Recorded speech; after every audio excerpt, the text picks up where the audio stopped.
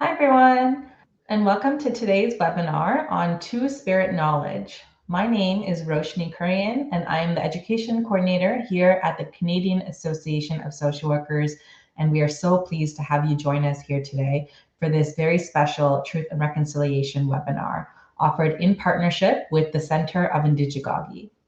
As recognized by the National Centre for Truth and Reconciliation, this week is Truth and Reconciliation Week. The National Day for Truth and Reconciliation and Orange Shirt Day is on Monday, September 30th, and is a day dedicated to honoring Indigenous children who were forcibly removed from their families and communities through the residential school system, as well as recognizing the experiences of their families and communities.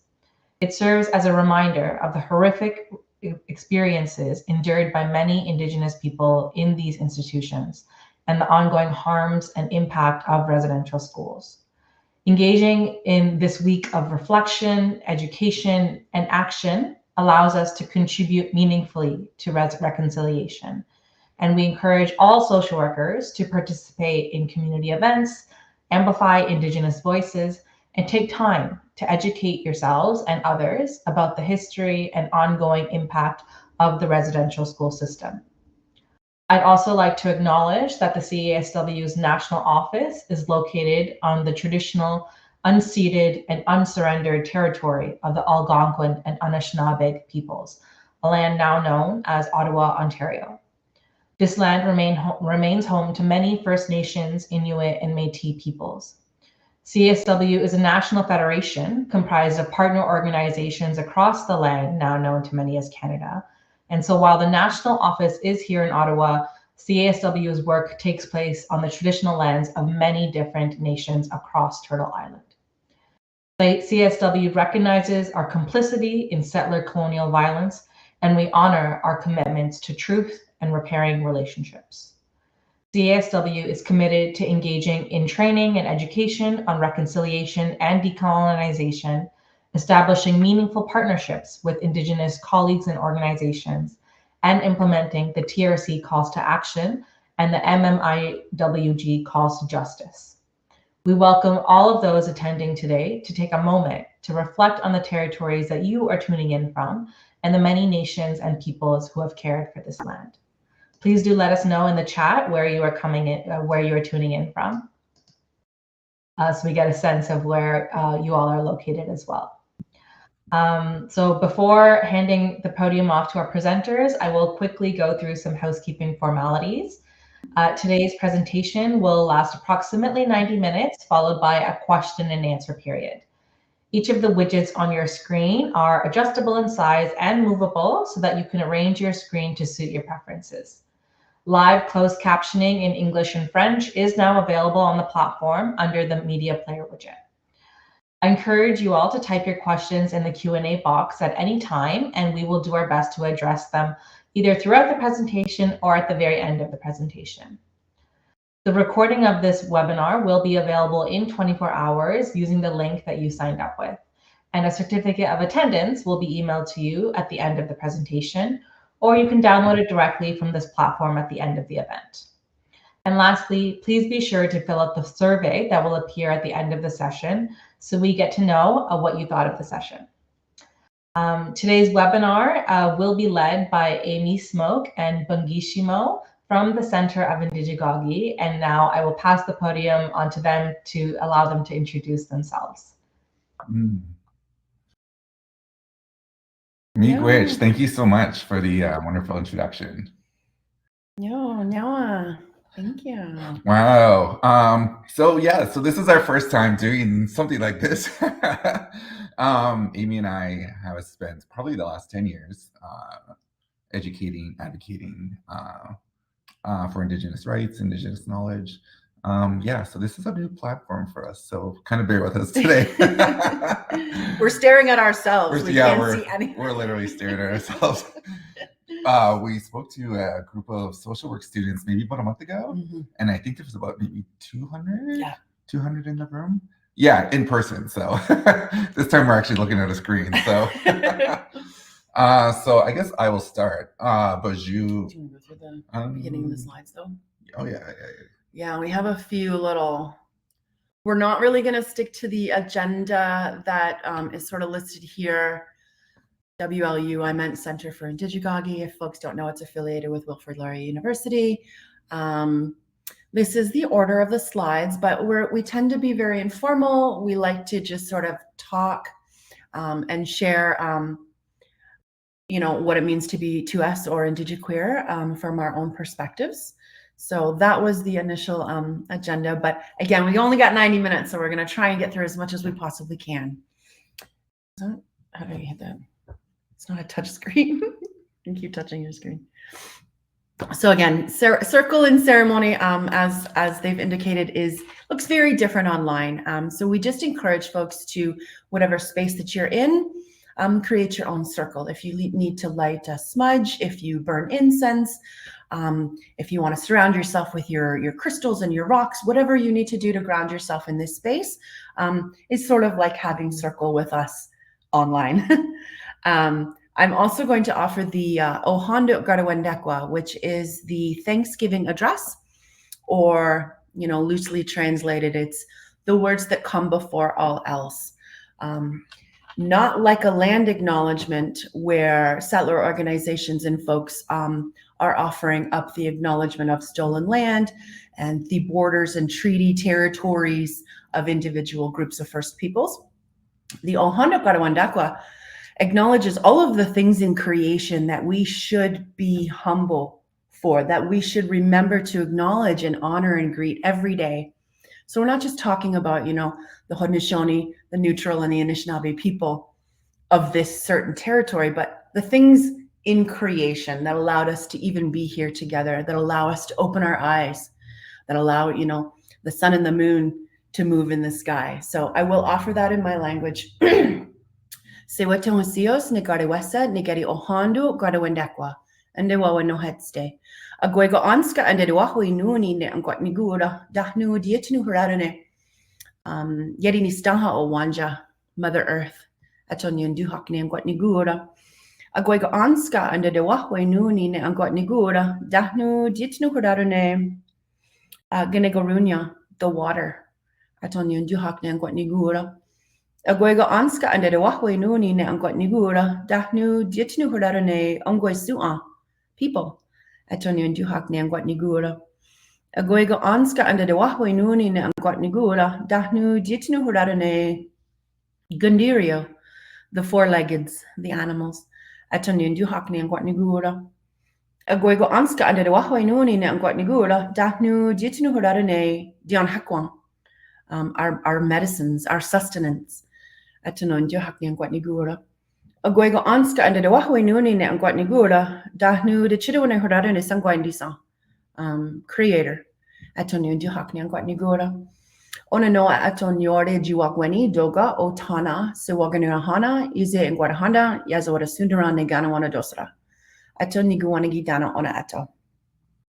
Yo, and what I said at the end there is if I didn't say something that you'd like to honor or acknowledge or greet, you can do so in your own way. And now our minds are gathered together as one. So similar to like what other nations might do, Anishinaabe, Cree folks, you might smudge before something to start something. We've come together in a good way and our minds are gathered together as one. Yeah. All right. Sego Siwagwego. I'm Amy Smoke. I am Mohawk Nation Turtle Clan of the Six Nations of the Grand River here on the Haldimand Tract. I am a 2S Indigiqueer parent, community organizer. I teach at the University of Waterloo, one of the co-founders of Land Back Camp in Waterloo Region and new co-director of the Willow River Center, the only Indigiqueer led organization in Waterloo Region. Mm-hmm. And Baju, Ani, Bangishimo, Nidijna Cause, Kuchiching, Nudinjaba, Makwa Dodem, Nijmanado. So my name is Bangishimo. I'm a Two-Spirit Anishinaabe person. I'm originally from a small community called Kuchiching, located on Treaty 3 territory, which is so-called Northern Ontario. And I've been residing down here in Southwestern Ontario for about 17 years now. and located in so-called Kitchener. And part of my work includes photography. I'm a local photographer, currently the artist in residence for the Longhouse Labs at the University of Waterloo, which I just started a few weeks ago. And most recently, I was the artist in residence for the city of Kitchener. I was the first Indigenous artist in residence for the city of Kitchener. And when I'm not taking photos, then I'm working with Amy, and we created Land Back Camp, which has been a local movement here, and then which has evolved now into this building that you see that we're sitting in now, which is called Willow River Center. Excuse me, and we'll talk more about that in our own personal journeys. And so between both of us, we have 50%. We have we're very multitasking. We sometimes try and sleep as Yeah, well. we try to sleep somewhere in there. I try and be a parent to a 10-year-old. Yeah. Oh, and we're frozen. There we go. Yeah. Okay. So what we're gonna do first is we want to share with you our own locations, who we are, some of the work that we've done over the years, what has been the foundation, the inspiration for why we're doing this work, and how that led to this space that we have today, and and the need for more two-spirit services within Southwestern Ontario. So I guess I'll go first. Mm-hmm.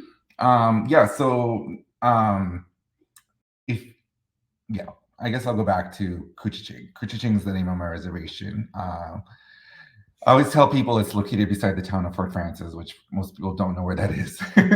It's a border town with Minnesota, and it's near the border of Manitoba. So I'm actually way, way up there, a long ways from home. And I'm seeing that there's some Manitoba people in the chat. So I grew up on my reserve at a very young age. We moved there when I was 6 years old. Me and my two brothers and my parents.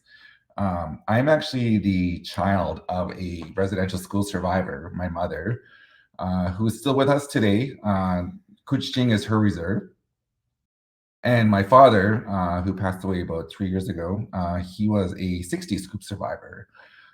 So that played a huge part in my own journey, my own learning, coming to understand about colonialism, decolonization, reconciliation, all those words, and the impact that had on my life with intergenerational trauma, but then also the strengths that has also provided me with intergenerational strengths and knowledge as well too, because I am the person today because of what my parents had to overcome, which has led to the work that Amy and I do today in the community. I never knew that I was actually Indigenous until around the age of 6, when we moved to my mom's reserve to take care of my grandfather, who was slowing down in his age. And that was my first experience with being an Indigenous person, growing up in a white neighborhood for the first 6 years of my life. So, and those early years are really impactful with our identity. And so I grew up to think of myself as a white person, when it was a running joke, because we used to be heavily involved in the church, and people used to ask me about my nationality. I would tell people I'm a Christian. And it became a running joke with me and my mom, because I used to say that all the time, I'm a Christian. No idea what it meant to be Indigenous. Didn't even know what the word was. Didn't even know that reserves existed. And then all of a sudden one day we move across Ontario, and now I'm living on a reserve. I'm living with people who are darker than me. I'm living with people who are all my cousins and my aunts and my uncles. People who are speaking a different language, and in watching a culture that I knew nothing about, and because all I knew was the church at the time, right? So that was my first experience with coming to understand what it meant to be, an Indigenous person. So now at the age of 6, I was now on this journey to coming to understand who I was as an Indigenous person. My grandfather was the last remaining speaker in our family of the Anishinaabe language, Ojibwe. Him and I became really good friends. He was my connection to my culture. When he passed, that was my first experience with death. And I took it pretty hard because I was like his little sidekick. I was always by his side. He could barely get around. I was always running to the store for him. He eventually started speaking the language to me. And at one point, I could actually start to understand it. I could not speak it, but I knew what he was saying. And I was really happy about that, right? And my mom, who, was very heavily in the church, would get mad at him and be like, stop speaking the language to him. And my grandfather would be like, well, I want him to learn. And, and when my grandfather passed, I took that pretty hard because I felt like that was a part of my only connection to the culture that I had, that was now disappearing because my mom and her 12 siblings had all gone through the residential school system. So they had all lost their language. They had all been disconnected from their culture. So I feel like I didn't have that anymore when my grandfather passed, and that really had a huge impact on me. As I got older, I started to question myself and my identity. I started to have different feelings about people, and I wasn't sure. Back in the 80s, this wasn't something that you talked about. With the AIDS pandemic happening, in the news, anything to do with homosexuality or being queer, you were automatically thought of as having AIDS or HIV, and so at the time there was like this whole stigma around coming out. It was a scary time to come out.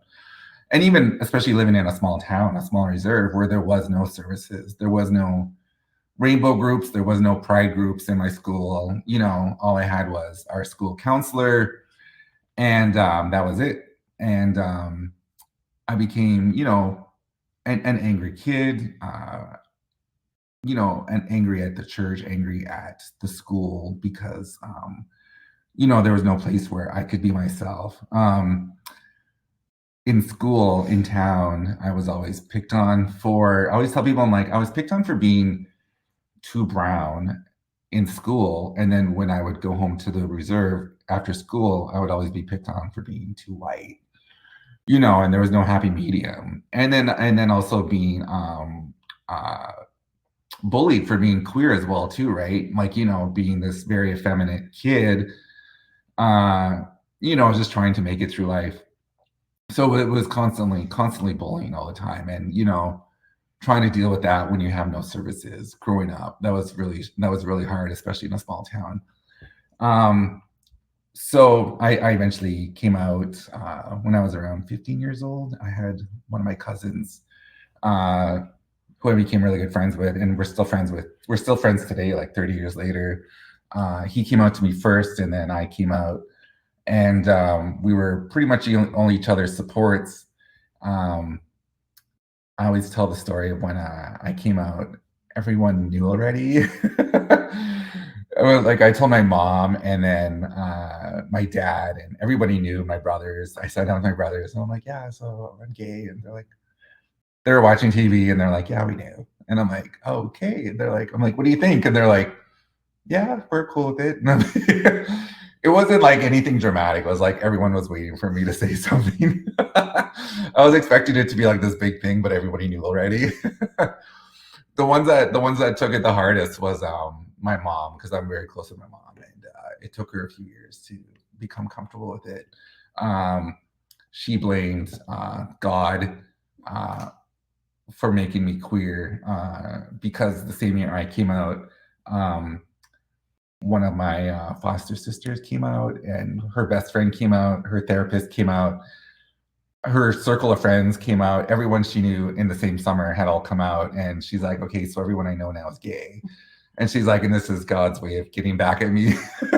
She's like, because I used to beat up the gay kids in school. And so we laugh about it today. And we laugh about it because my mom is one of our biggest allies, and we always joke that she has more queer friends and drag queen friends than I do. So it's true. So anyways, like many Indigenous youth,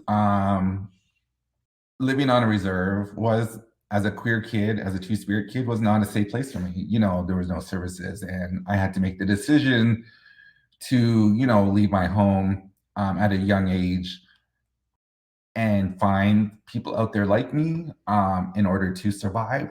Or if I were to stay on my reserve, I don't think I would have made it much further because I was so depressed and I was angry, and I just had nobody to talk to, that people like me. So I ended up moving to Winnipeg with my cousin Kirby, the one who also came out with me at the same time. And moving to Winnipeg was one of the best things I could have ever done at the age of 16.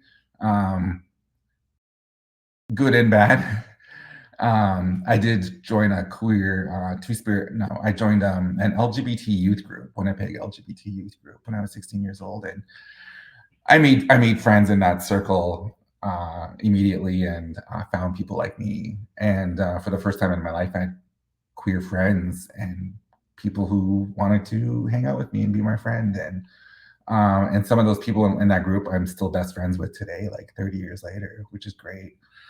But it's been a long journey, getting here. And, a lot of the work that I do today is because of what I didn't have.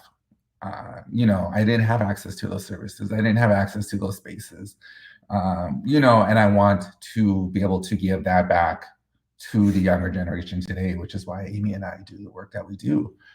Because we want to make sure that, those younger queer youth out there have a space to go, that they have someone to talk to, that they have services that they can access, because what is that phrase that we always use about suicide prevention? Oh, yeah. Yeah. Like respecting pronouns and validating, our indigeneity and our identity it's all suicide prevention. Suicide prevention. Yeah, right. And that has been like the basis of how we ended up getting here today, because Amy and I both have our own journeys of how we got here. I eventually came across the term Two-Spirit, and I thought to myself, I'm like, yeah, that is me. I started on this journey of being an Indigenous person, these two journeys of learning what it meant to be Indigenous. And then all of a sudden now I'm on this journey of now what it means to be Two-Spirit, and then realizing that, those intersect with one another, being Indigenous and queer. And now I use the term Indigiqueer as well. That's the term I use most today, is Indigiqueer, because I feel most comfortable with that term. I still use Two-Spirit here and there, but I feel more comfortable with Indigiqueer. Even my pronouns, I started using they, them about 4 years ago. Even when I was younger, I just would cringe every time somebody would use the word he or him, and I still do. And but I knew I wasn't trans, and I was like, I wish people would just quit calling me he. And then I remember when the word non-binary started coming around, and people started using non-binary, and I was like, that is me. That is me. Like I feel like I'm in this space of in between, and I feel like we're frozen again. How are we feeling? Okay. Yeah, and I'm like, I feel like I'm in this space in between, and I just want to be in between, and I don't want to be one or the other. So and then I started using they, them, and I've been using they, them now for the last 4 years. And even Bungishimo as well. Bungishimo is my spirit name, one of my spirit names. I started going by Bungishimo about 4 years ago. 3 years ago. Yeah, and even with Bungishimo as well too, which means the sun is setting. I decided, you know what, like this journey that I was on as this other person, that person, is over here, and that chapter in my life was there, this younger version of myself, and I'm like, I feel like I'm in this new journey of, as an older person now, and I feel like this is the time in my life where I want to start being referred to by my cultural name, which is Bangishimo. Yeah, and it just feels like it's a new chapter in my life, with my pronouns and my new name, and the work that Amy and I continue to do in the community. So that's just a little about me and where I've gotten to. It's a much, much longer story than that. It's just a really brief 10-minute synopsis of my life, and we'll tie that into the work that we do at the camp after Amy talks. We can hit previous, right? Oh, yeah. Let's hit previous. Yeah. Hey, miigwech now. So I have somewhat similar threads in my journey, but I was born here in Kitchener-Waterloo. I was born in the hospital down the street, as were my children. But my mom came from the United States, right? If people know, like historically, Haudenosaunee people would have come from Upper New York State. My grandfather was an iron worker. He followed the work. So my mom's family was in New York very much of the time, moved up into Detroit where my mom was born, and then they moved up here to Six Nations. But my grandfather went to the Mush Hole, the Mohawk Institute residential school here, just outside of Brantford there. Outside of Six Nations. He was taken there when he was about 4, never spoke Cayuga fluently again, and never taught my mom and my mom's siblings the language at all. No good would come of it, he would tell my mom. No good would come of knowing your language, right? Because he was forcibly denied his language, physically assaulted for speaking his language at age 4. He finally ran away from the Mush Hole when he was about 16. He was never caught and made to return. And then he traveled back to New York, back to his family lands. And because he was an iron worker, right? I don't know if people know, Haudenosaunee built the city of New York. He was an iron worker, followed the work up into Detroit, where my mom was born. She comes from a family of 12. There were 10 children.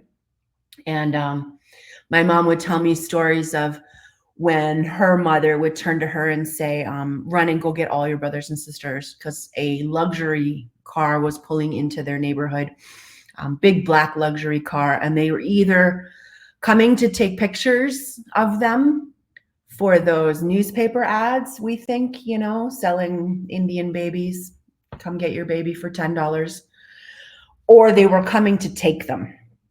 So my mom would run and get all of her siblings from wherever they were playing, and they would all jump into the family car kind of thing, and they would flee. I think the last time my mom remembered leaving the United States, they had called somebody in Six Nations, a family member, and they met them and brought them to Six Nations, where my mom spent, the majority of her childhood. But they fled, and my mom, in her little, 8-year-old mind, would tell me how she was so sad because she left all her pretty dresses behind. And that just kills me, because I have a 10-year-old and I can't imagine that precarity and that fear of living that way, right? To have a knock on the door, to have a car drive into the neighborhood, and you have to run and you have to flee with your babies, simply for being who you are. So my mom's father was a product of residential schools, never spoke his language again. And my grandmother, she was raised in Hamilton in a city, and they were employed and they went to church every day. So they weren't scooped to go to residential schools because it was assumed they were already assimilating. They were doing what, the white body politic of Canada was doing. They had a job, they were going to church, right? So they weren't actually scooped and taken to residential schools. But she was church raised, which didn't really help either. I was, my grandmother being church raised and my grandfather being residential school raised. So they didn't pass anything on to my mom and her siblings about like what it meant to be a First Nations person, what it meant to be a Haudenosaunee person. In fact, when my mom and her siblings would try and sneak away on Sundays to go to Longhouse, they were supposed to be in church, and they would get beat when my grandparents would find out. No good would come of it. So my mom had nothing to share with me. Excuse me. She met my father in Brantford. My father is non-Indigenous. And they moved here to Kitchener-Waterloo, and she had me. And then very quickly, 10 months later, she also had my younger brother. I have an older brother who she brought with her from Six Nations. She had nothing to pass down to me. She had nothing to share with me about what it meant to be a First Nations person, a Mohawk person, a woman. I was identifying as a woman at the time, a queer person, no teachings. And I didn't see that on the reserve either. My mom grew up in Oswego, but I didn't see what I thought it meant to be a First Nations person. And in my own childhood, my dad being non-Indigenous, it was sort of this like running joke that we all knew, the kids, me, my two brothers, and my mom, we all knew that we were Indian, that we were brown, that we looked very different than my dad. And I would ask him what he was. And he told me that he was a cowboy. I was in kindergarten. I meant, like, what was he? And he told me he was a cowboy. And that very much, set the foundation for the stereotypical white man saving my mom and he being a cowboy and we were the Indians. And it was very much a racial divide, like in my own family. But I went to school and told people that that's what my dad was, because I was like 5 at the time. And that sort of set the tone in my house that we were different than my father. I didn't graduate high school. I didn't know who I was. I did a lot of really bad things to try and find my identity. Got arrested a lot. I grew up, living on the streets here in downtown Kitchener. And like Bangishma was saying, in the 80s and in high school in the 90s, there were no GSAs. There were no queer straight alliances. There were no gay clubs. You just didn't talk about it. I didn't know anything about it. I actually didn't know that brown queer people existed. That's how little I knew. So I struggled with my identity. I started doing a lot of substance use, jail. I lived on the streets for a while, sex work, domestic violence, shelters, drug use, harm reduction, all of the things. But it was a teaching. I finally ended up at Padabin Lodge, which is in Toronto. It is for First Nations, Métis, and Inuit folks only. And I was 22 at the time. I walked into this space and I saw people that looked like me and they sounded like me. And I heard language and I smelled the smudge and I saw the drum and I heard the music, and I knew that this was going to save my life. Every time I felt that this would save my life. And I finally got to post-secondary and started picking up the pieces and started talking about what it meant to be a First Nations person, what it meant to be a queer person. And I didn't even really come out till I was in my late 30s. Not that people didn't know, right? People knew. But yeah, like I wish they had told me. I would have shaved a lot of years of going down all those wrong dark alleys, to figure out who I was, if people had just told me. But I think that's part of the reason, again, like Bangisha was saying, that we advocate for and saw a need for queer, Indigenous, racialized spaces in general in the city, in post-secondary. We met through, we both did undergrads and then our masters in social work at Wilfrid Laurier. We worked at the Waterloo Indigenous Student Center in United College. So a lot of advocacy time spent together, just trying to create space for Indigenous students, for queer folks. And yeah, it kind of led to the creation of Land Back Camp, which turned out to be a very Indigiqueer space. And we're using a lot of the terminology that we're going to get to, like Two-Spirit and Indigiqueer. We'll unpack a little bit more of that. But I think it's important that you understand, like, sort of how we came to do this work. This isn't something we just came into lightly. Like, it kind of all led up to it, right? And our indigeneity and our queerness are foundational to who we are. Like, it's like the color of our eyes or the size of our feet. So it's foundational. And I think that's important to set that stage. Mm-hmm. That one, excuse me. So after I moved to Kitchener for school, I ended up getting hired at the Waterloo Indigenous Student Center as the events coordinator. I was the only full-time staff person there at the time. The center was in the middle of a bunch of transition. I hired on one of my classmates, and Cheryl, and then Amy at the time was a student and the president of the Indigenous Student Club, and very pregnant at the time. Very pregnant. Like the last couple months, I think. I remember when I first met Amy, or I saw them. Actually, I remember the actual time they walked into the center, and I was like, "Oh, this is someone I do not want to mess with." And I was like, "But I need to get to know this person, whoever they are." And yeah, we had become friends ever since, and that was like 11 years ago. Gosh. Yeah, and so Amy and I and Cheryl, we were able to do a lot of work on campus at the University of Waterloo. Back then, there was no Office of Indigenous Relations. The university was really doing nothing to work with the Indigenous population on campus. So there was a lot of work that needed to be done, and Amy and Cheryl and I were able to do that over the years that we spent together at the Indigenous Student Center.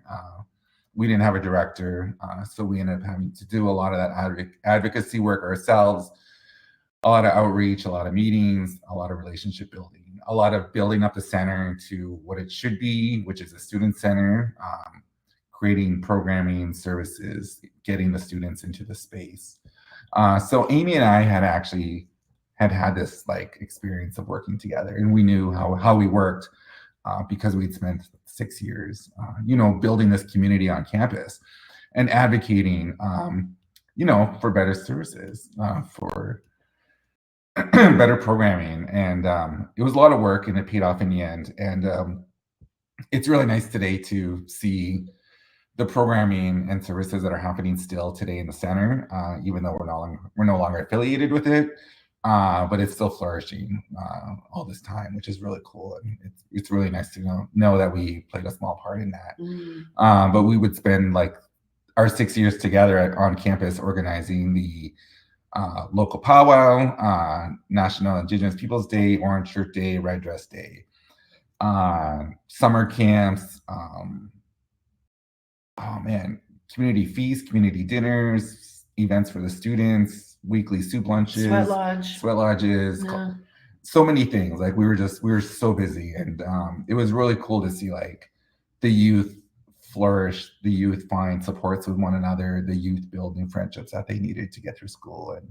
And like Emma, one of the original students that came to the center, is now the director of our space. Of the center. Yeah, so I feel so much more gray hair happening now because one of our students who could barely say hello when she walked into the room is now the leader of the space. And it's so cool to see someone that we mentored now directing and running the space and working with other youth. So it's really cool, which explains these big bags under my eyes. And all the gray hair. All the gray hair that we've gotten in the last couple of years.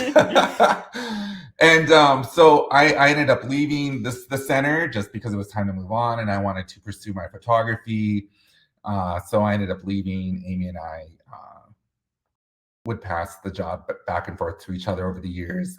I would come back, they would take the job. Like, it would just, we were in and out all the time. And then Amy eventually got hired on, and I decided to pursue my photography full time as a freelance photographer. And I decided to go back to school for photography, even though I knew the camera.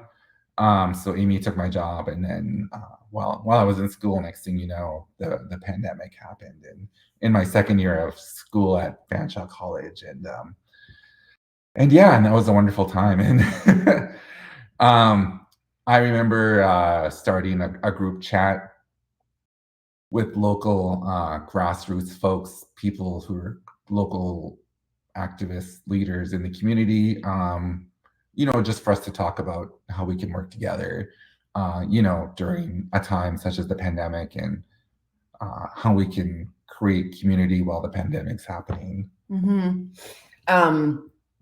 So it's March 2020, right? It was March break. I know because I'm a parent, and Sky was supposed to come home for an extended March break, and then they never went back.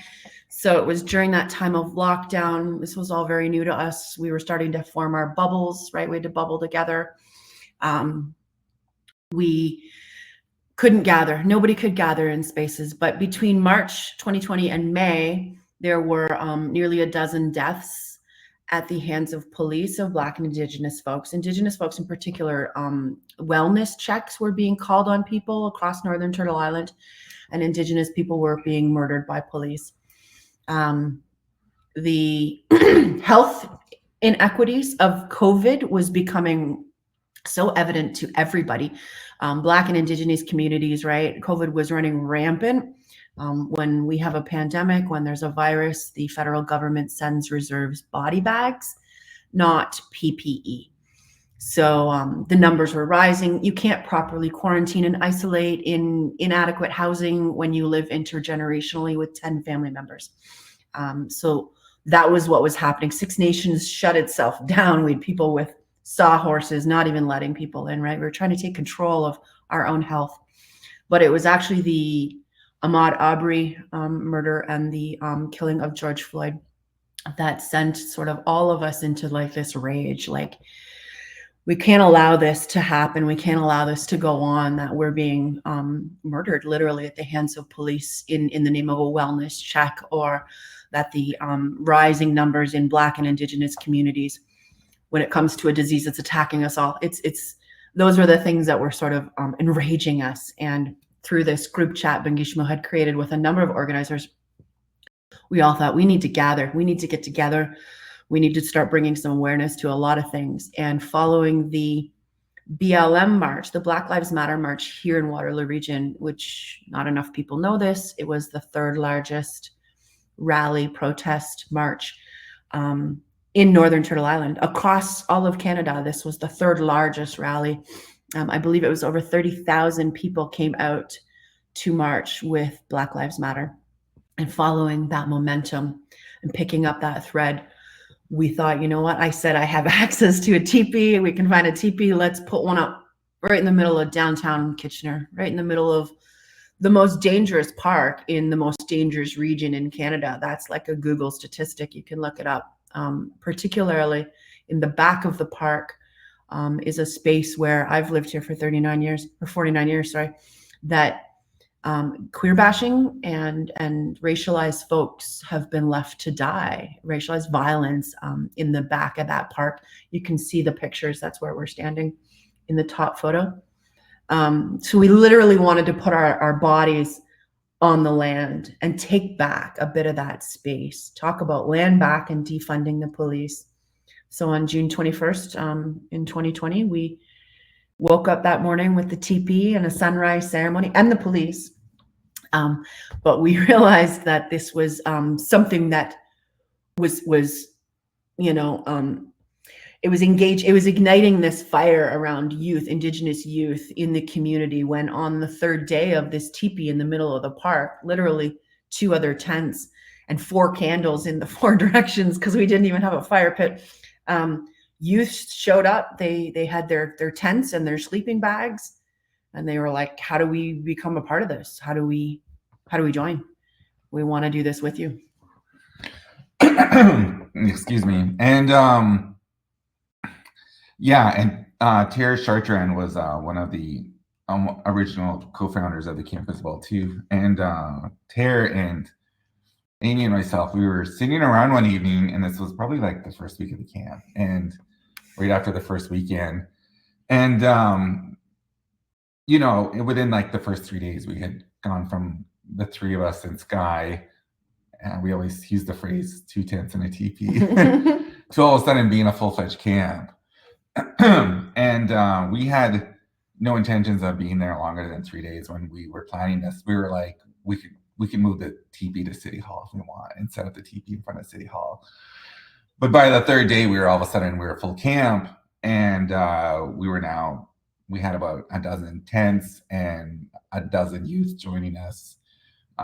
Youth that were looking for space, youth that were looking for a connection, youth that were looking for mentorship and a place to be themselves. And then we realized that everyone in the space had identified as like queer, gay, lesbian, bi, polyamorous, transgender. Some of them were just coming out for the first time. Mm-hmm. And we realized, like, we were sitting around one night, me, Tara, and Amy, and we realized, we're like, you know what, because all 3 of us had identified as queer as well too. And we were like, I think we have a queer camp. We have a queer camp in the middle of the park. All of us in here are like somewhere in there. And it was a really cool moment when we came to that realization, and that this was something bigger, that, you know, this was just more than 3 days in the park, that, you know, we had started something, and that we agreed, the three of us, to stay and to see what would become of it, and that we knew that we can make some change happen. Somebody told us, they said, you realize that you are starting a movement, right? A local movement. And we're like, yeah, I guess we are. Because people started coming out from the woodwork and saying, hey, how can we support you? Where can we send money? Do you need groceries? And it just picked up from there. And we realized, we're like, okay, we can use this momentum to make some changes happen within the region, because Amy and I have been doing this work, and we saw our community members struggling. We saw our youth struggling. So we knew what changes needed to be made. So we decided to run with it. Excuse me. Right. And the petition, like 6 weeks in, 4 or 5 weeks in, we were like, you know what, let's demand what we need. Let's make our requirements known. I hate calling them demands. It's literally what we deserve. It's what we require. So we came up with a list of things that we're going to need from the cities moving forward, and countless city meetings and council meetings, delegating in the dark, in the middle of a park. I don't know, writing up so many different things, talking to media and the mayors, as well as their staff. We got 3 of the 4 demands were met, and the 4th one is in the works. Yeah, we ended up also starting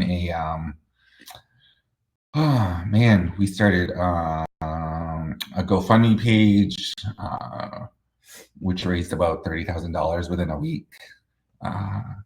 We ended up starting some email blasts with the cities. We ended up having the largest email blasts to reach both city halls here, Kitchener and Waterloo.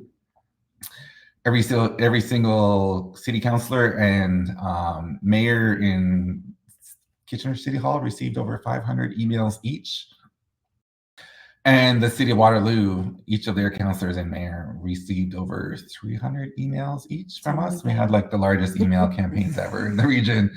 So we had like this support from the community, which was just amazing. And we decided to, you know, just go with it. And we ended up spending the whole summer in the park. The long story short, we would spend the summer having numerous meetings with the mayor, with the city councilors, city staff, about what we wanted to see change happen at all levels within the cities and the region.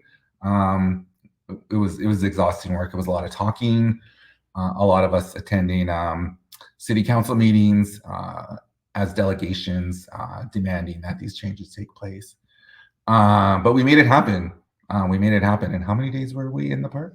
122 days in, it's known as Victoria Park, Willow River Park, we're calling it. And then another 64, we moved to the city of Waterloo, because Kitchener was moving a little quicker than Waterloo. So we packed up and moved to a park in the city of Waterloo, because we have every right to do this in any park we want, right? Under the Sundown decision, which is a Supreme Court decision, as well as UNDRIP, Article 10, you cannot forcibly remove Indigenous people, and we can erect any sort of structure to practice our cultural traditions. So we knew all of these things when we put forward the demands. So 164 days total in both parks. We asked them to waive all fees for public gathering of First Nations, Métis, and Inuit folks in public spaces.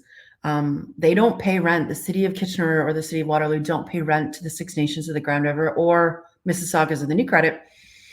So why do we have to pay to gather, right? We struggle to put up the $500 to rent a public building. That should never be, right? It's insulting. So waive all the fees. We want some land back. We want some ceremonial space in these parks so that we can gather. We'd like a fire space, some seating kind of thing. We'd also like jobs. There should be more accurate representation of the people of the community in levels of government, at all levels of government. I think the census was less than 3% in the city of Kitchener was either Black, Indigenous, racialized, or queer.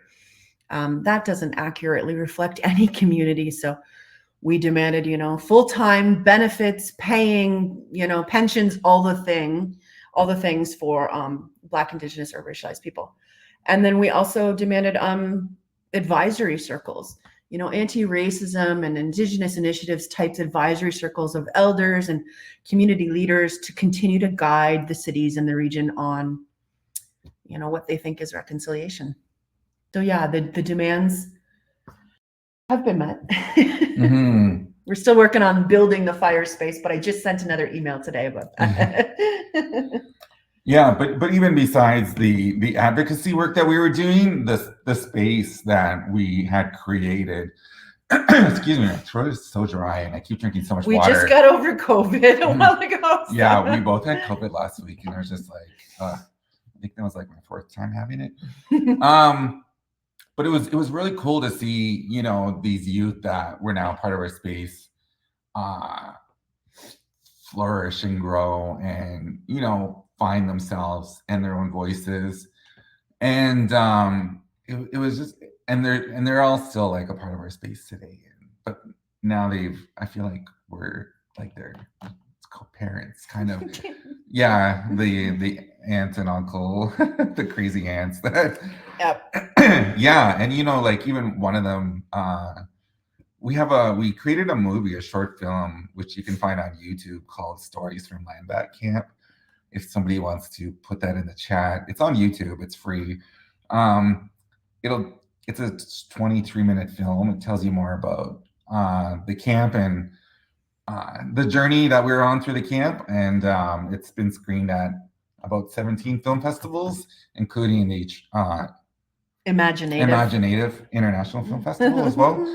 And but we interviewed the youth in the film about their experience with the camp and why it was important for them to have a space like that. And one of them, Dwegan, she started transitioning for the first time.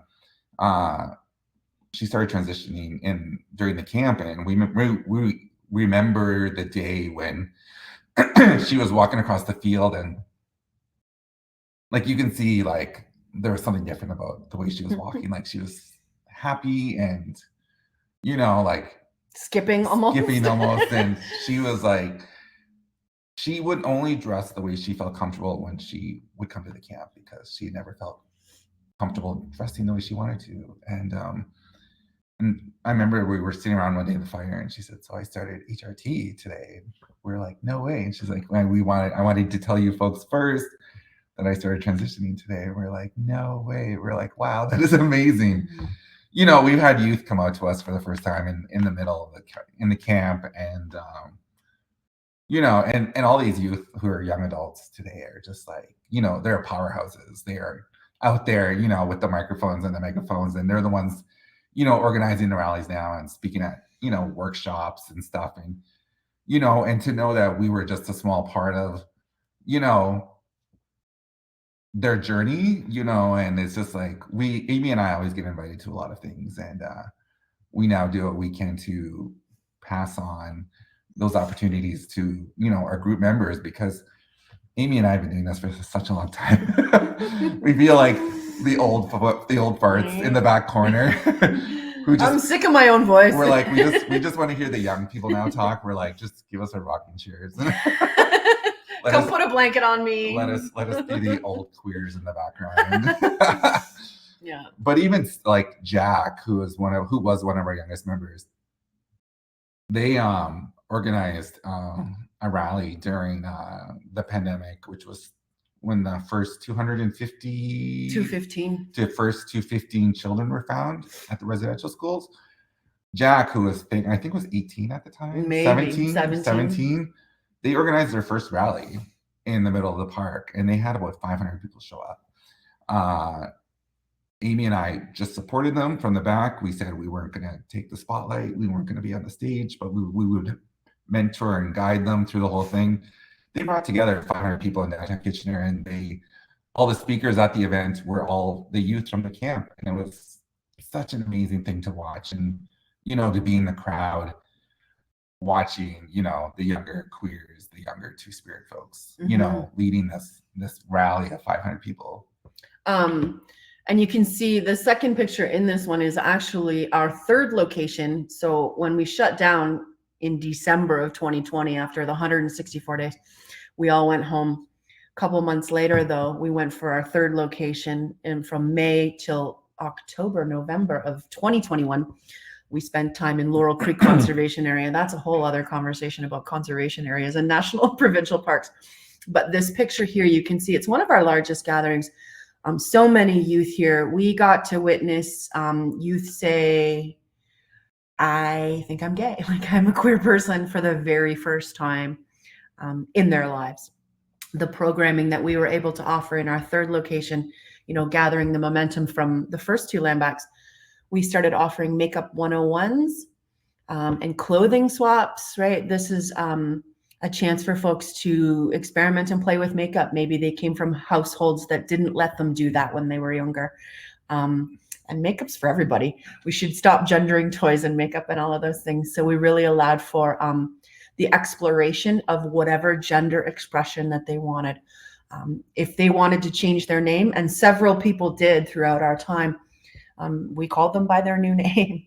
Pronouns, we use those pronouns. It saves people's lives when we do that, and we allow people to express themselves in whatever way that they choose. So you can see this is one of my favorite gatherings, is so many of the youth that we continued programming for. We had pottery making, the clothing swaps, we had poetry and spoken word, we had concerts, we had art markets. So we provided a space where people could be unapologetically Indigenous and queer on the land. And we'll wrap up this presentation in a bit with talking about the center and how the work that we do today with the center. But we definitely want to talk to you just a bit about, for those folks out there who don't know a lot about the terminology, or maybe some resources that they can access about Two-Spirit. Here's the academic part. So this slide, normally I leave this in right when we're in a smaller setting.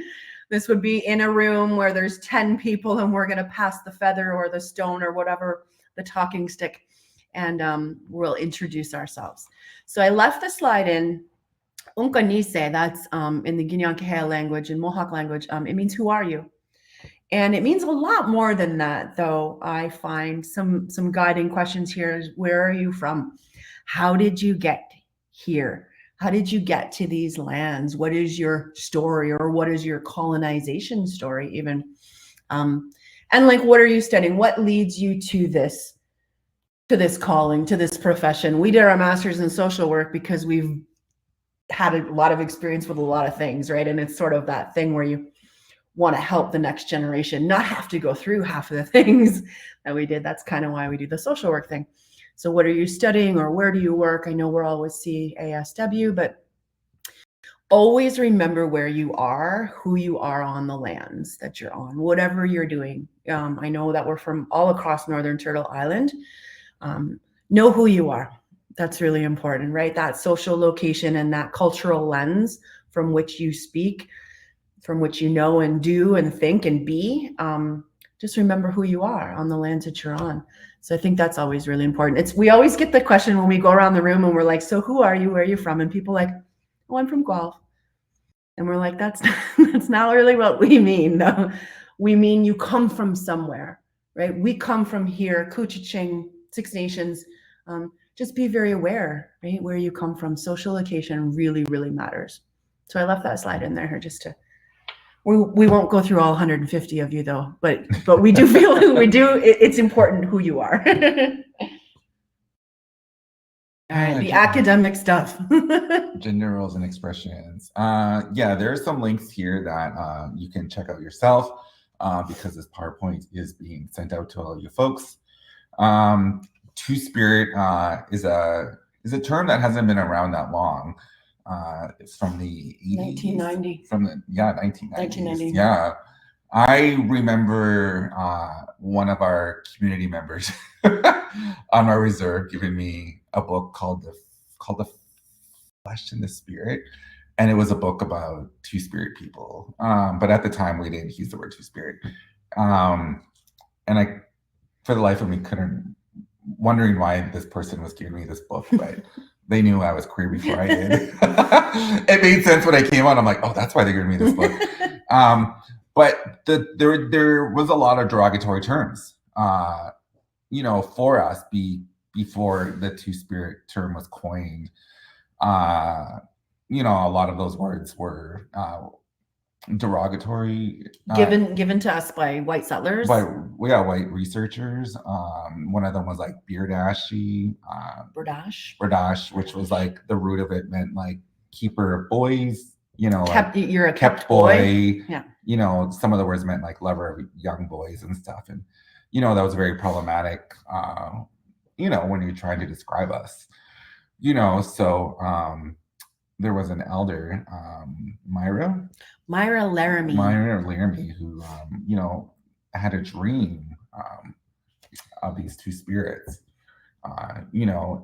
and there's some videos that you can watch in this link about, how that term came to be through Myra, since she was the one who came up with the term, and the term was brought forward at this conference in Winnipeg, actually.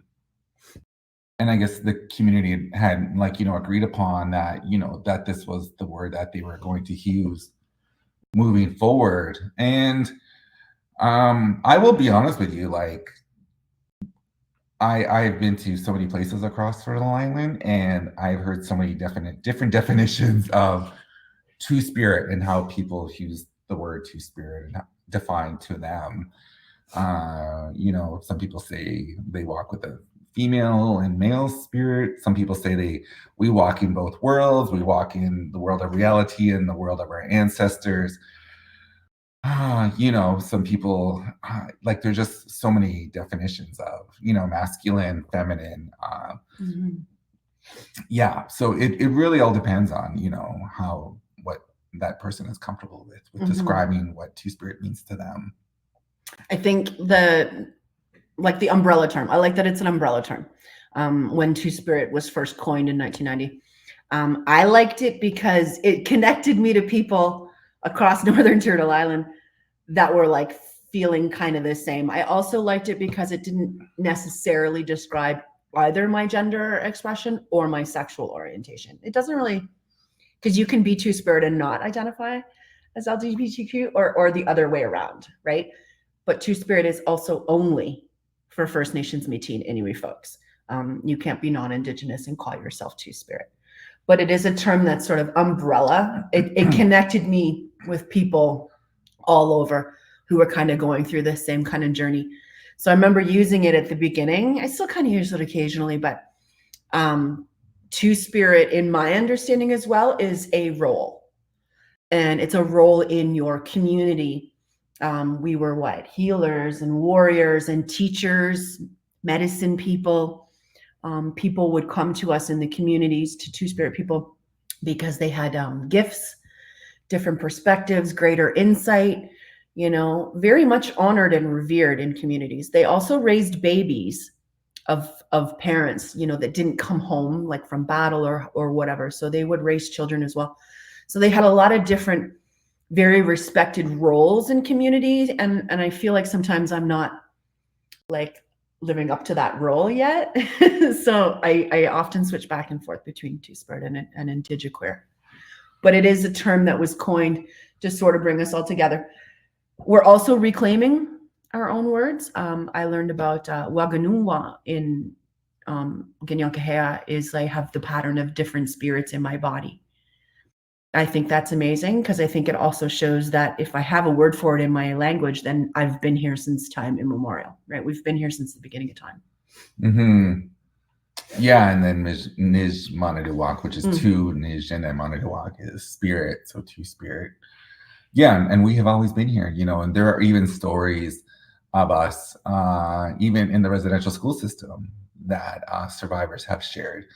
There was even stories of the children doing what they can to protect, the Two-Spirit youth who were in the residential school with them because they were afraid of, the nuns and the priests finding out that they were born with, genitalia that didn't match their gender, and that they would do their best to hide them, and or even just a lot of them that didn't make it home. So yeah, those stories are out there that, we have always been here.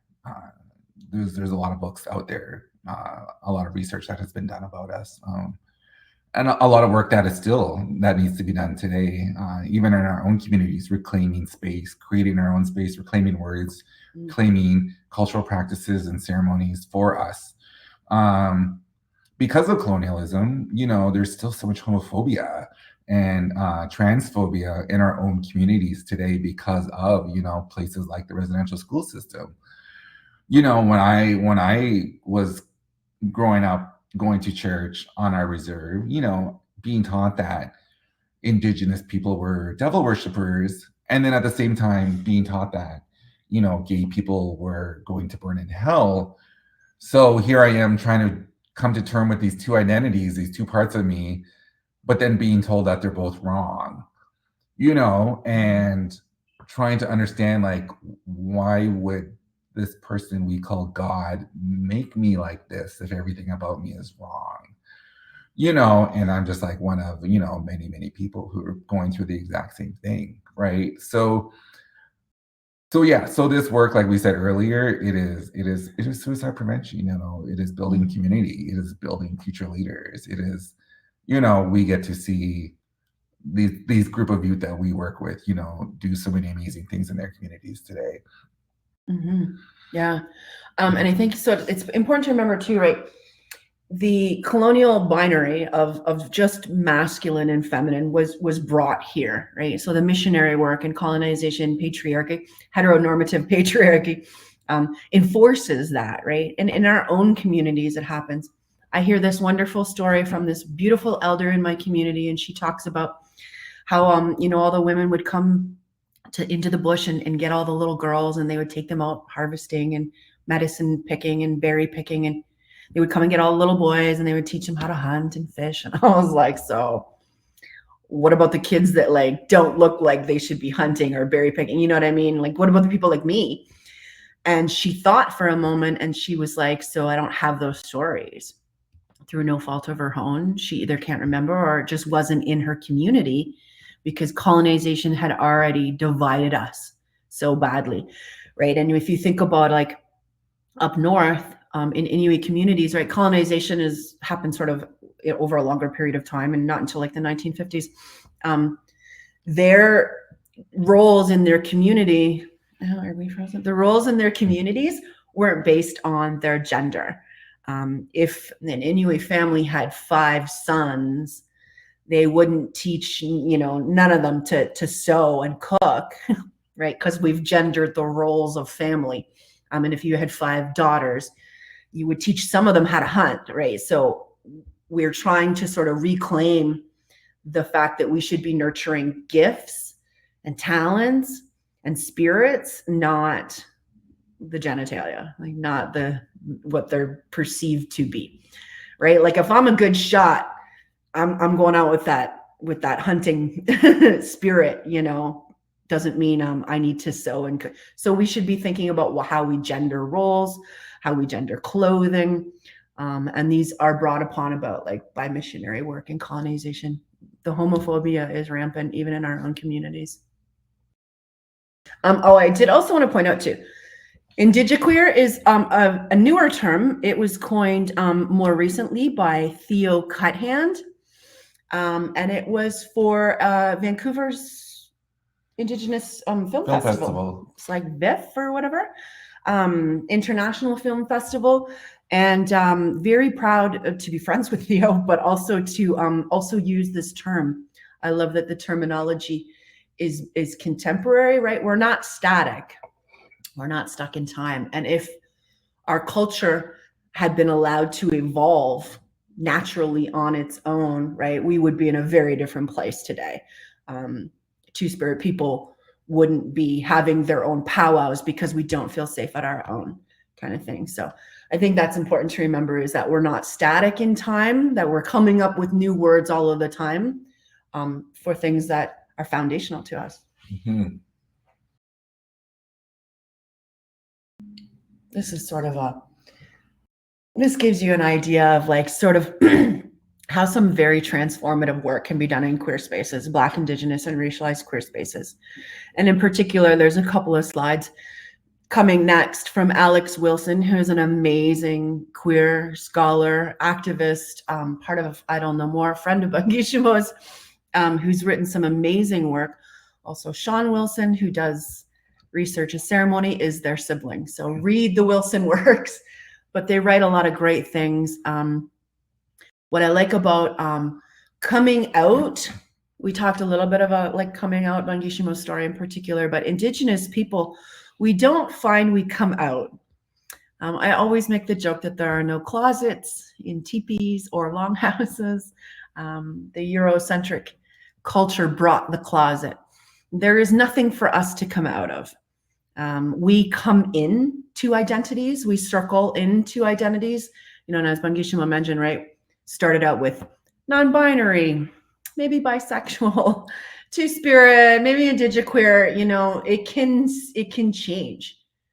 Your label is not also static, right? And we're very circular people. We're going to cycle back into an identity maybe and cycle out of one. So we don't often make this huge announcement. I mean, we do on social media, right? Because everybody has to say, I came out on National Coming Out Day. But in our communities, it's generally not coming out because there's nothing to come out of.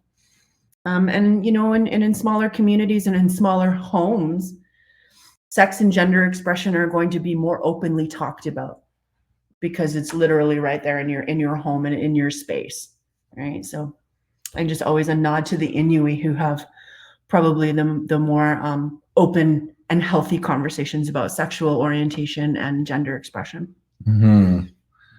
Yeah, and we also wanted to acknowledge too the work that is being done with activist groups, grassroots groups internationally, where many of those groups, it has been, the queers and the trans leading the way in these movements. I don't know more, which was international movement about 11 years ago, something like that. Yeah, and that was started by a group of 4 women and led by, the queers. They were at the front leading the marches, doing the organizing, the Black Lives Matter movement. It was a queer group that brought the Pride March to a halt. Pride was a protest, not a parade. Black Lives Matter, the Palestinian Youth Movement, they brought the Pride March to a halt as well too, just this past year as well, right? Stonewall was started by trans racialized women, so we got to give a shout out to, the queer and trans folks who have been paving the way, for the younger generation to have space, to have, the access to community and safer spaces. So which is so needed today.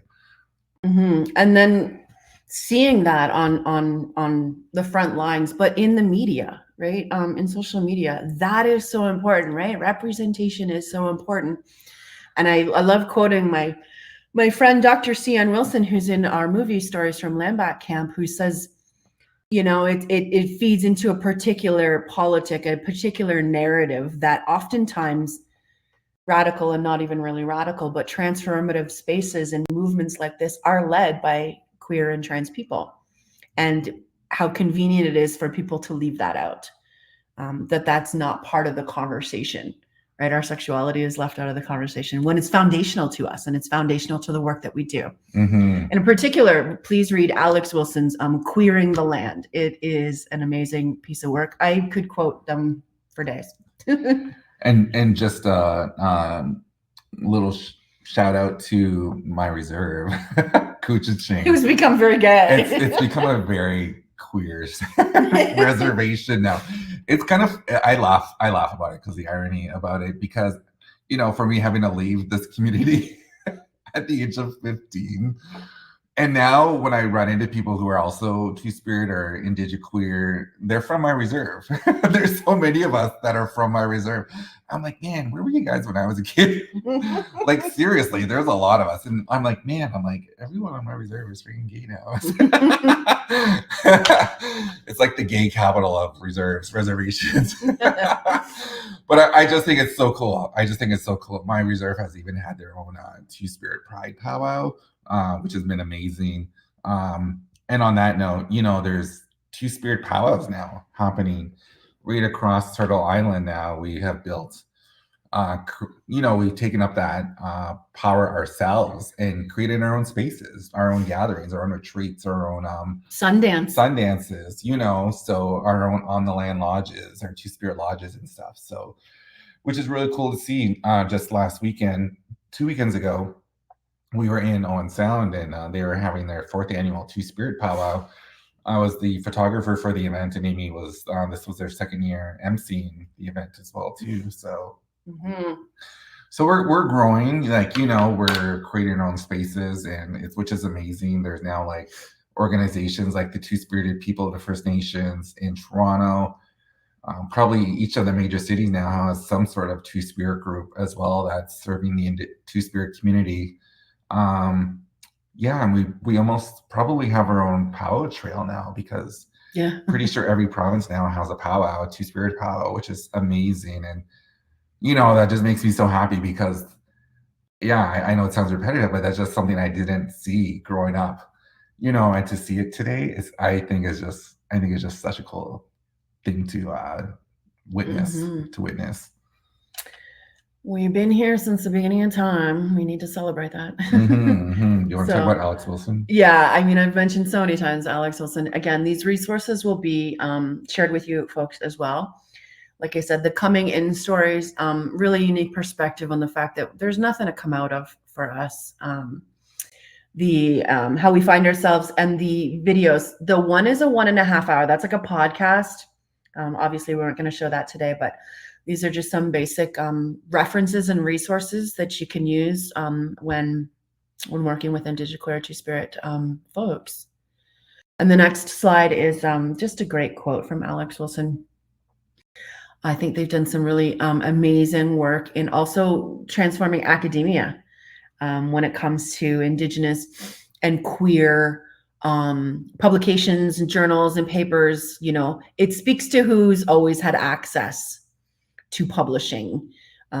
We oftentimes hear from the white anthropologist who gave us the name, Birdash, and instead we are prioritizing and centering our own storytellers. And Alex Wilson is an amazing one. Research, again, with Sean Wilson, Joshua Whitehead. We could go on and on. I'll give you a book list. I have books galore. I absolutely devour books, and I can give you a list of some Two-Spirit authors also to follow. And we've had to start reclaiming, our own stories, because the research that was done on us for so many decades, by these white reserschers, hundreds of years that was, being written about us. And you can find these books out there. They're still out there, from this white colonial lens, and that had written about us, from this derogatory perspective. We've had to, take that and actually tell our own stories, and it's really unfortunate that today there are so few Two-Spirit elders, that are out there, and the ones that are doing the work out there, we treasure them. Like any elder, and it's hard because, and I guess the word is frustrating, because when we would love to have more elders visit us in our space and to work with our youth and to come spend time with us, and it's hard because a lot of them don't think it's safe still to come out. A lot of them don't come out because a lot of them were part of the residential school system, and they still don't think it's a safe time for them to come out, or a lot of them have passed, or a lot of them it's hard for them to travel because they live in remote communities.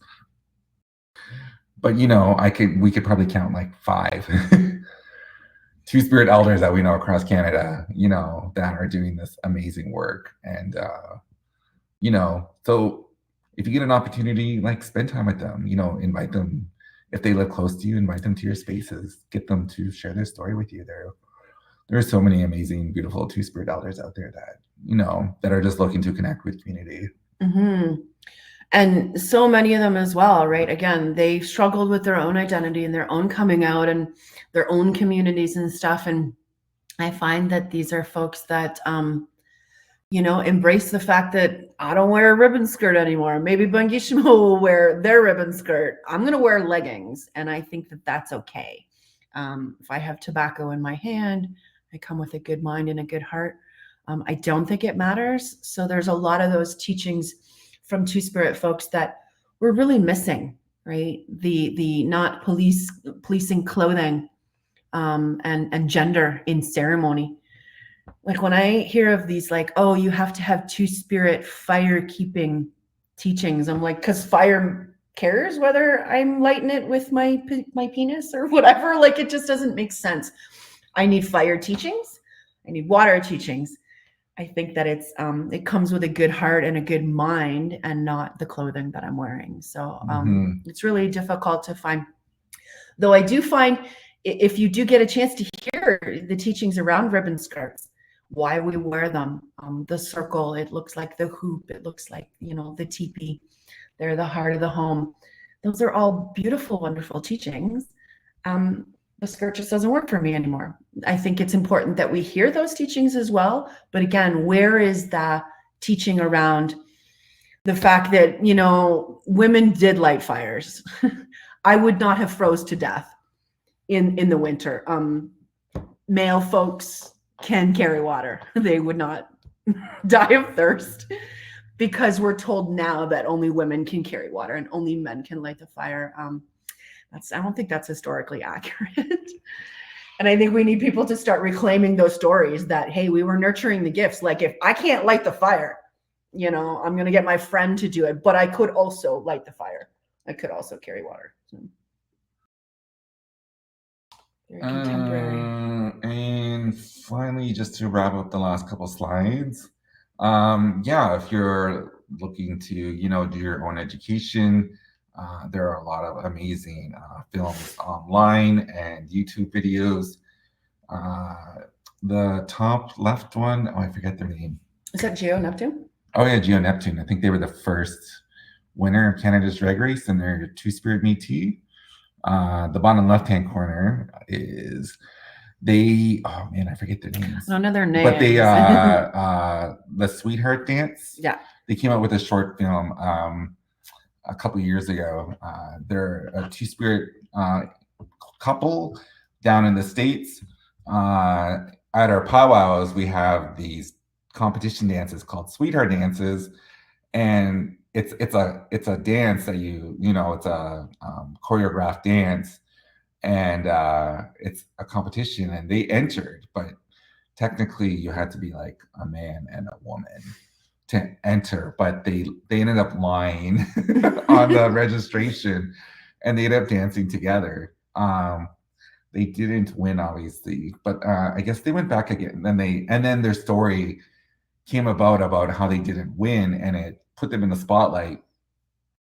So again, they went back, I think, a few years later, and they came in I think they came in like second or third place when they went back again. But then it also just raises the question about, like, why aren't we being included in our own cultural spaces? Like, why isn't there space for Two-Spirit folks, Two-Spirit couples to be included in spaces such as powwows or even our own ceremonies, right? So definitely check out I'm pretty sure their videos on YouTube. It's called Sweetheart Dance. Wildhood was just another one that just came out a couple years ago as well. That one was a story about a Mi'kmaq youth who was reconnecting with their youth, and and they go on this journey together, and they meet another boy, and and there's a lot of language offered in that one. I love that it's Mi'kmaq territory, and there's a lot of Mi'kmaq words subtitled in English, which I think is great. So check that out if you can. We did a screening of it last week. So if you get a chance to see a movie like this, please do. This is the dancer, and there's AJ Bear. I don't know if they identify as Indigiqueer Two-Spirit, but they have changed. They have brought attention to the need for change. In the way we dance and dress, and the dance categories, in our powwows. Powwows, which are beautiful spaces for us to come together and dance and celebrate and eat and laugh and be with one another. But oftentimes for Two-Spirit people, those places can often, for many reasons, not be safe spaces because, we often get misgendered. A lot of times, the categories are defined by male and female. There's never any non-binary categories. And often we want to wear what we want to wear, and we don't often want to be defined by our own genitalia and what we should wear depending on that. Women's jingle dress, just be jingle dress. I don't think that matters. And this dancer here in particular was, it came to light on social media just that they had a very unique dancing style and a unique manner of regalia. And it really opened the conversations to sort of gender neutral dance categories. Dance the category you want.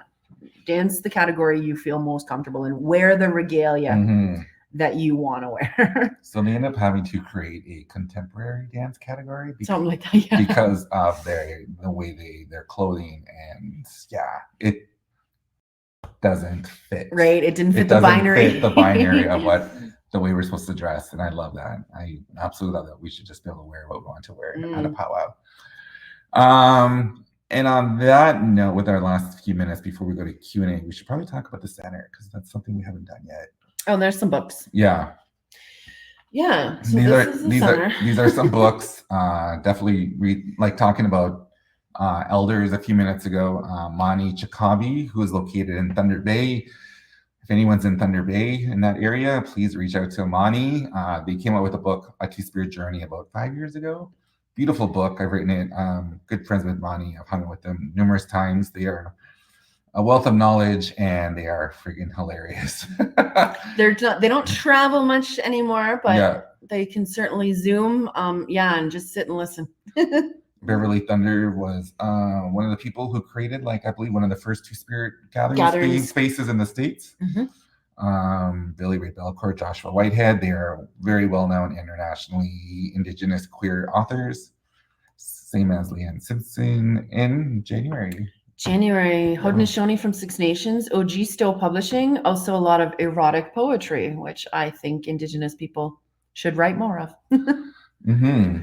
Yeah, so you will get sent this PDF. So you will have access to these links in the PowerPoint. Please check them out. You'll have access to this list of books. These are just a few of the many books out there that are written by Two-Spirit people about Two-Spirit people. Please read them. They're powerful, groundbreaking books. And we have a couple minutes left, but I guess we didn't actually even insert a slide about our own space. No. So about two years ago now, about 2 years ago, we were asked if we'd be interested in applying for some grant money, because with Land Back Camp we were looking for a new space every single summer, a new space to set up the camp with power and running water and trying to set up a new camp every single year is exhausting. It's a lot of work. And we were approached and asked if we would be interested in applying for some grant money for a space. At the time when we were originally asked, we just weren't in a place to do so because I feel like we were still trying to recoup from being on the land so much. So just over about a year and a half ago, we decided, it came across our laps again and our tables, and we said, sure, let's apply for this. So we applied for it, and we ended up getting a number of grants, and this building just worked out, and it worked out perfectly. It was through a friend of a friend, and we were like, yeah, let's do this. Let's start our own community space. And as of October 1st, in a few days, it'll be officially 1 year that we've had Willow River Center. Downtown Kitchener. We're right across the street from Kitchener Farmers Market. Great location. Again, I grew up on these streets. Like, I've slept in these doorways. If I had known there was a space I could come into, and we have all 3 floors. It's, we try and prioritize and center First Nations, Métis, and Inuit queer folks, Black racialized queer folks, allies, good allies, accomplices, co-conspirators. It's a grassroots venue space, really. We're trying to offer it to, as well as like the Palestinian Youth Movement and Fight Back KW, a bunch of groups, Tri-Pride, that don't have a building. They don't have a space to have a meeting even. We've gotten to the point where we leave the key and the instructions on how to get in and lock up, so that people can have access to space here in Kitchener-Waterloo. We signed a lease for the first year, and then we signed one recently for 5. We incorporated as a nonprofit. We got a lawyer and a lease, and we're playing the game now. I have to write a lot of funding applications and grant applications, but we decided we became white. Yeah. Amy's become our grant writer. We had to do all these adult things now, so. Yeah, but it's really cool to see that. It's really cool to see other groups accessing the space, because we know what it's like to not have space, to fight for space, and it's taken us 4 years to get here. Or fundraise just for the space rental. Yeah. So it's in a case-by-case basis. We know there's a lot of other smaller groups out there, that don't have space, and or don't have a lot of money, so we don't charge them any rental fees. We just let them use the space, because we know, it's a need. It's building community, right? A university rented the space though once. We charged them for that. Yeah. Right. So yeah, they have money. They can pay. Yeah. So we're just coming up to our first year, and we're looking forward to the next 4 more years that we have here.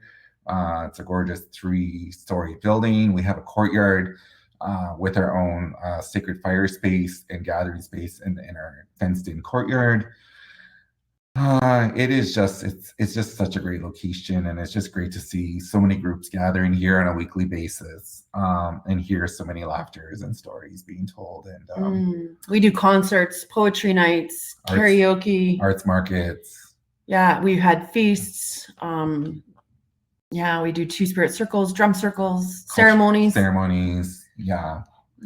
Some kid shot his first goose. He hunted his first goose, and they celebrated over our fire here.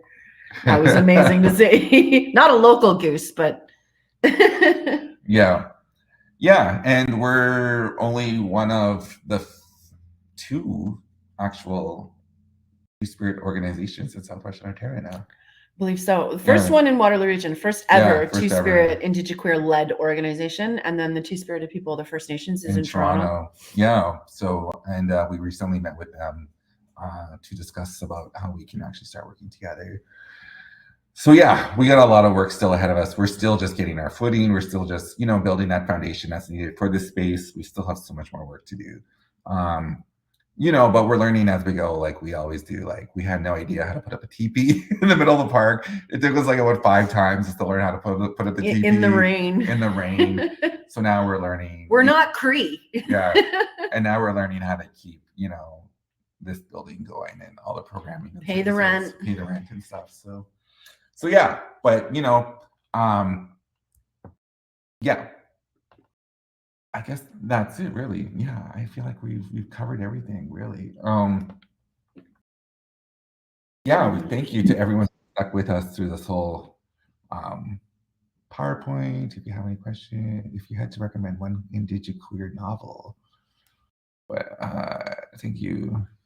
Indigiqueer novel. Amy's the bookworm. Like novel, like fiction. I don't know that I have one, but Billy Ray Belcourt, this world is a wound, devoured it. It's poetry, and it's probably only about 87 pages. It wasn't a huge read, but I devoured it like in one sitting. Took me about half an hour. I was amazed. I think that was probably my favorite, but it's again, that was like poetry. Mm-hmm.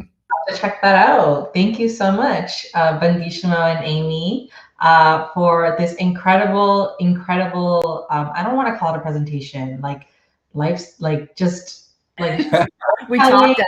Yeah, it was like you really made all of us feel like we're there in person with you, and like we're just around a fireside having a chat. And there's so much gratitude in the group chat for both of you, for sharing your life stories and for sharing your knowledge and wisdom, and for sharing all the resources, and yeah, just sharing space with us here today. So I do have a few questions for you. And there's more that are coming in the Q&A widget. So as I'm starting to ask a couple, please do feel free to, if you have any questions for Bangishmo and Amy, to put them in the Q&A box. During your presentation, you both came back to a very powerful statement again and again, that affirming cultural and queer identity and history is suicide prevention work. That's really that's the first step essentially to like life affirming work, right? And so I was wondering if you had any recommendations for social workers who are supporting youth who don't know their history and aren't able to access their past or aren't able to connect with their cultural communities. How are we able to support youth in that? Did we ever mention that we're social workers? Yeah, I did. Yeah. Did we? No, that we're social work people. Yeah, so I forgot to mention that. I don't know why, but yeah, we actually are both social workers. We both have our masters. You did mention that you did have masters. Yeah. So one of the work is, oh man, that's a big question, really. There's so many parts to it. I did have a question like that when we talked to the Masters of Social Work and Public Health students. This student came up to me and said, so I don't really know where I come from, and like the little family that they did know, biological family they did know, they couldn't ask. They weren't going to ask. And she said to me, how do I find family and how do I connect? And I said, to be honest, like a lot of my connection came in post-secondary spaces. That's kind of weird and a little bit ironic, but they came in post-secondary spaces. Sometimes it doesn't come in one particular place. And sometimes, especially for urban Indigenous folks, you're going to find chosen family of different nations. There are some universal teachings. There are some that are not universal at all. I go the one way around the circle and Ojibwe go the other way around the circle. There are some things that are going to be the same. Some things are different. But it wasn't that this person didn't grow up Indigenous. They grow up as Indigenous as me, or as Indigenous as Bangishmo. I think that what people think is, we're looking for, we didn't grow up traditional. And we don't know what that means anymore. Just because you didn't grow up on the reserve or going to Longhurst or something doesn't mean that you grew up any less Indigenous than me, right? So you're always going to have an Indigenous childhood and an Indigenous experience because you are. So I feel like sometimes you embrace the experience that you have, but you do find chosen family. And urban spaces, often you're going to find other folks. Sometimes we don't have the privilege of familial records and biological connection. And even just with my experience, through social work is even keeping yourself knowledgeable on the groups that you're working with in your field, and not to make assumptions. There are over 300 different nations of 634 across community across North America, right? So we don't all have the same customs, we don't all have the same cultural practices, we all have different languages, so smudging is more of a part of my culture and it's not really a part of Amy's culture, right? So, if you're in a session with somebody and you're like, oh, would you like to smudge? Is that even a part of their nation, right? Something as simple as that, so just being mindful of like, who are the clients that you're working with and where are they from? One of the groups that we've been working with over the last 4 years, unfortunately, they just dispersed this year, Family and Children's Services. They formed a local Indigenous youth group that would meet once every couple weeks. Bi-weekly, yeah. Yeah, and we connected with them about 4 years ago, and they would bring by about 30 local Indigenous youth, who are in the system, who really didn't have any connection to culture, but they wanted to share space with us, and we said absolutely. And that's been a group that we've been working with over the last 4 years, and they've come here with their workers, and we've been able to, just offer what the best that we can, for community to them, which is so important. Coming from social work, social work can often be scary and colonial, well, social work does have roots in colonialism. A little bit. Yeah, right. So it's really just keeping yourself educated, on, it might seem like a lot of work, but it's not, on terminology and who you're working with, and who something as simple as whose land are you on? Just keeping yourself knowledgeable on whose land are you even on. Amy asked that question to the mayors here once, and they had no idea. This was like 5 years ago when we started the camp. They had no idea whose land they were even on, and we sent them away until they did their own learning. And we said to them, we're like, when you actually know whose land you're on, you come back to us, and then we'll have a conversation with you. Because if you can't do something simple as that, then why are you doing this? Yeah. So it's a good tip for you as social workers, but when you're working with Indigenous service users, unfortunately, I think the most gentle way to say is, do you know where you're from? Because many of us are scooped or adopted. Yeah, but it's a really great question. Thank you so much. And yeah, I think you really answered it in a way that's asking social workers to really just walk with your client in their journey, and do your best to help them discover their identities in the time that sees fit for them. And they'll encounter the communities and the cultures and do the learning as the journey progresses. For sure. And always reach out to local Indigenous organizations who literally do this work, right? Like, don't take that in your own hands to find their First Nations band number and Yeah. So the next question, or did you have more to comment, Pangisha? No, please. We were going to read the questions. Okay. So I have another question for you both. So you've both spoken about the role of the church in your personal stories, and broadly in general in assimilating Indigenous peoples into Western colonial culture. So how could social workers, given this history and this intergenerational trauma, how could social workers help support the spiritual health of Two-Spirit Indigenous youth? Give us back the land. That's a good place to start. Yeah. That's always my answer. Love that. The connection to land, helping them find, Indigenous people.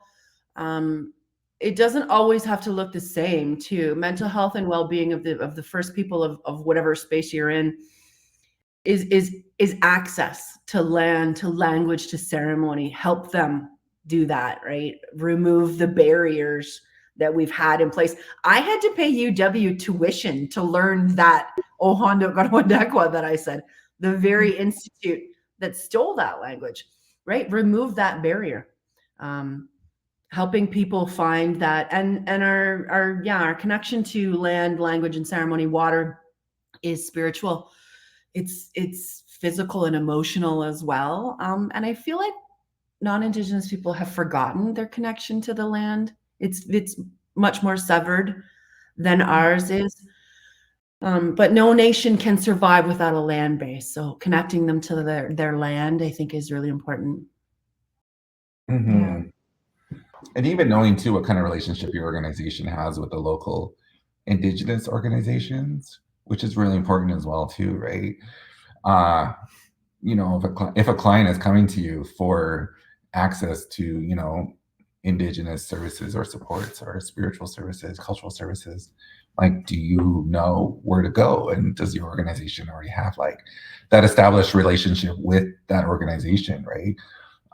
We've been doing this work for so long, we're fortunate that we have been able to build those relationships with places like the region and the cities and lots of local other amazing non-Indigenous organizations doing the work, so they feel comfortable coming to us when they have questions or access, which is really great. And we want people, especially social workers, to feel comfortable to be able to shoot us an email or just show up at our door in our community center and say, hey, can we work on this thing together? Or, hey, I have a client, can you help them in some way? We're like, absolutely. And if we can't, we will direct them in the person in the direction of somebody who might be able to help them, right? So, but it never hurts really to just shoot a cold email and just say, hey, do you know of somewhere where I can help out this client? Because I always find that's the best way to go. Yeah, doing that relationship building work and making connections for your clients. Yeah, absolutely. Yeah, absolutely. Thank you both for that. So the next question is more focused now on social work and our social work institutions, our profession, the college, the associations, the regulatory bodies. We're all now part of a movement, and we've made strong commitments as a profession to walk the path of truth and reconciliation and to decolonize social work. And so how could we as social workers do more to push for decolonization within our profession and within our workplaces, and to either indigenize our practices or pursue reconciliation in these spaces and within our profession. It's a big one. So I teach in the Bachelor of Social Work at UW. So I actually teach a course called Indigenous Knowledges and Decolonizing Social Work. Amazing. So my first recommendation is for folks that are like teaching this and learning about it as well, is read Decolonizing Social Work, which is edited by Craig Fortier, a colleague, and two other folks. I'm going to get their names wrong. And we're doing a book launch in a couple weeks. So it's out there, and I will be using it as my required text starting January. Yeah, how are we decolonizing social work, right? Social work has played a huge role in colonization, right? It's literally the power to disrupt, remove, break down the family unit of Indigenous people. Again, like Mangisha was saying too, like the education, take these classes, take these courses. And it's not even about like, I'm not a big fan of indigenizing something. We have the things in place. We had structures, we had systems in place, right? The communal care and mutual aid of our collective communities is really more what we're looking for. We want to walk beside our client. We don't want to take away their children. We don't want to write down the word neglect on their case notes, those kinds of things, right? We have to look at the way that the colonial systems were born on these lands, built on these lands, and how they perpetuate that status quo of overrepresentation in the child welfare, overrepresentation in prisons, all of these things, and then to actively work on dismantling either the system, write policy. If you write well, write policy, dismantling the system, or walking alongside us while we revitalize the systems we already had. Because we knew what we were doing, right? There were how many million of us before colonization? We were a healthy populous people who loved their children greatly. That's like a Jesuit missionary quote from like the 1400s. We loved our children greatly. I think they said something like we would take the food from our own mouths for our own children, so we knew what we were doing. And the Eurocentric standards of child rearing, child care, very much differ from the way that we parent, right? We parent by example, we parent by leading, we parent communally. I think we need to look at how the systems were born on these lands and designed that don't work for many of us, and including newcomers, immigrants, folks new to Canada, right? They come from communities where communal aid and mutual aid was preferenced over calling CAS and calling the police. That was a long answer. that was a great answer. You can tell which one of us talks to the media all the time. Yeah, but it also begins with education too, right? Like, we need to do more at the education level with our, the social work students than just teaching one course, on working with Indigenous peoples. And then all of a sudden, they graduate and now they're on these Indigenous-led teams, working in, social work or FNCS and stuff. And they're on these Indigenous teams. And it's like, yeah, you took one course, a half course, on how to work with Indigenous peoples. And all of a sudden now you're a pro. So I think that itself, to be honest, needs so much work, because I did my bachelor's and my master's in social work, and I was flabbergasted.